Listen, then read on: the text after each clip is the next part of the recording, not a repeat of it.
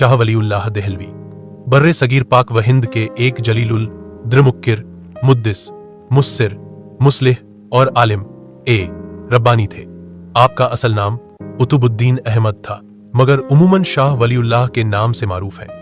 आपने इल्म, दीन, सियासत और इस्लाह मजमा के मैदान में ऐसा बेमिसाल काम किया जिसने सदियों तक उम्मत मुस्लिमा को फिक्र फहम का रास्ता दिखाया। शाह वलीउल्लाह ने उस दौर में दीन की शम्म रोशन की जब मुगल सल्तनत जवाल का शिकार थी और मुआशरा फिरकावारियत, जहालत और इल्मी जवाल में घिरा हुआ था। आपने लोगों को दीन इस्लाम की असल रूह से आशना किया। आपने इज्तिहाद, तकलीद, फिरकावारियत और तस्वुफ के बारे में बहुत सी गुमराहियों, क्या संदेह है। आपका सबसे बड़ा कारनामा कुरान करीम का उर्दू में तर्जुमा है। यह तर्जुमा उस वक्त का पहला उर्दू तर्जुमा था जिसके जरिए आम लोगों को कुरान का पैगाम समझने का मौका मिला। उस दौर में कुरान सिर्फ अरबी जबान में पढ़ा जाता था और अवाम उसके मफहूम से नाआशना थे। शाह वलीउल्लाह ने यह कदम उठाकर दीन को अवाम के करीब कर दिया। आपने हदीस और फिकह के उल्लूम में भी गिरां कद्र खिदमात अंजाम दी। आपने मुअत्ता, इमाम मालिक और दीगर मुहम कुतुबे हदीस की शरहें तहरीर की।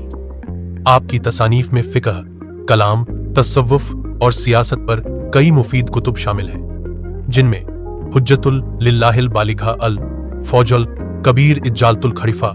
ये किताबें आज भी दीनी मदरसों में पढ़ाई जाती हैं। शाह वलीउल्लाह ने सिर्फ दीनी उलूम में ही नहीं बल्कि सियासत, मुआशरत, मुईशत और हुकूमत के निज़ाम पर भी तफसीली रहनुमाई दी। आपने मुगल बादशाहों को खुतूत लिखे, उलमा और उमरा को इस्लाह की दावत दी और यहाँ तक कि अहमद शाह अब्दाली को हिंदुस्तान पर हमले की दावत दी ताकि मराठों और इस्लाम के दुश्मनों को हराया जा सके। शाह वलीउल्लाह खुद भी एक महान सूफी थे, मगर आपने उस समय प्रचलित बदअकीदगी और बद्दत का सख्त रद्द किया।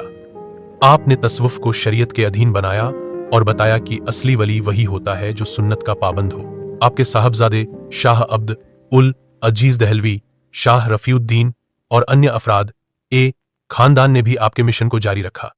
यूं एक ऐसा इल्मी सिलसिला चला जिसने आगे चलकर द्यूबंद, बरेलवी, अहल हदीस सब मकातिब फिक्र को मुतासिर किया। शाह वलीउल्लाह की जिंदगी दीन, इल्म, इस्लाह और तजदीद का नूर थी। आपने एक ऐसे दौर में उम्मत मुस्लिमा को बेदार किया जब जवाल व निफाक का दौरा था।